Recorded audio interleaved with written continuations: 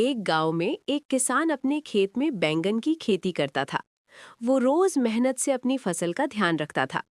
एक दिन अचानक एक पागल हाथी खेत में आ गया और सारे बैंगन के पौधे खराब कर दिए। ये देखकर किसान बहुत दुखी हो गया और रोने लगा। तब उसकी प्यारी गाय उसके पास आई और उसे हिम्मत दी। मेहनत कभी बेकार नहीं जाती। किसान ने फिर से बैंगन की खेती शुरू की। इस बार फसल और भी अच्छी हुई। फिर किसान ने अपने खेत के चारों तरफ बाउंड्री बना दी ताकि उसकी फसल सुरक्षित रहे। सीख, हिम्मत, मेहनत और समझदारी से हर मुश्किल जीती जा सकती है। अगर आपको ये कहानी पसंद आई हो तो वीडियो को लाइक करें, शेयर करें और चैनल को सब्सक्राइब करना ना भूलें।